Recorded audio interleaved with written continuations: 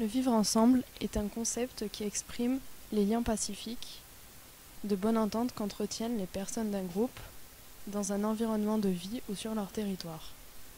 C'est le refus de discrimination, le racisme, sexisme, homophobie ou antisémitisme, le rejet de toute forme d'harcèlement ou d'exclusion. Dans ce cas précis, on a pris le film Une incroyable équipe de Sebastian Grolber, fait en 2011 et inspiré de faits réels. On nous dit qu'en Allemagne, à la fin du XIXe siècle, un prof d'anglais veut transmettre les valeurs collectives et décide donc d'enseigner les règles du football à une classe. Dans ce film, on peut constater qu'il y a du harcèlement, de la discrimination et de l'exclusion.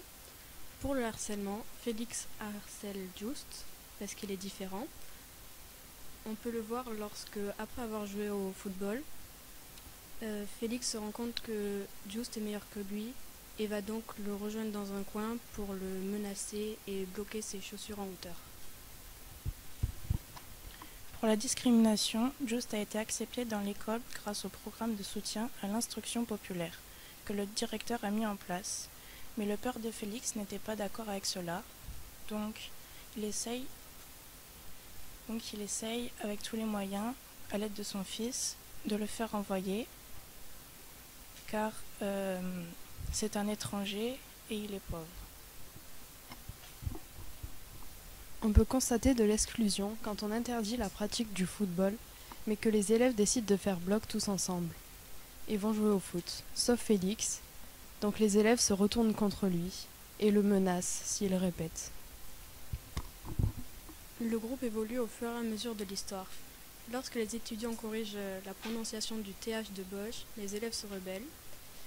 On peut constater le déchirement du groupe quand ils vont jouer au football sans leur professeur comme arbitre. Donc le jeu dégénère, ils se battent et ne se respectent plus. Il y a une cohésion du groupe lorsqu'ils font un pacte et jurent de ne parler à personne de la pratique du football. On peut voir l'engagement du vivre ensemble quand les élèves sont de retour en classe, apprennent le vocabulaire approprié. On peut voir un changement d'atmosphère et les élèves sont plus intéressés par la langue qu'auparavant. Félix est le délégué de la classe, il a une attitude agressive et harcèle Just et fait tout pour que Just soit renvoyé de l'école. Par exemple, il l'accuse d'avoir scié le bâton du professeur. Just est donc tapé sur les doigts avec une baguette. Ensuite, Félix le menace de le faire renvoyer de l'école. Un jour, les élèves apprennent à jouer au football. Lorsque c'est le tour de Félix, il tombe et se sent offensé. Il va donc retrouver Just pour l'intimider. Un jour, quand Félix a passé son après-midi à jouer au football avec ses camarades, il rentre chez lui et se fait battre par son père pour savoir où il était et ce qu'il faisait. Félix est obligé de lui dire. Le jour suivant, le père de Félix décide d'envoyer la police pour enfermer les élèves.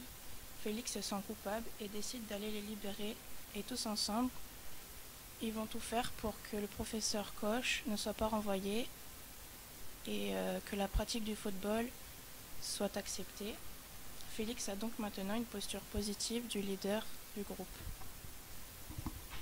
D'après l'article 1 de la Constitution française, la France assure l'égalité devant la loi pour tous les citoyens sans distinction d'origine ou de religion. L'article de la Charte des droits fondamentaux de l'Union européenne interdit toute discrimination comme le sexe ou la couleur de peau et plein d'autres encore. On nous montre donc que le vivre ensemble fonde la démocratie avec des principes d'égalité et de non-discrimination.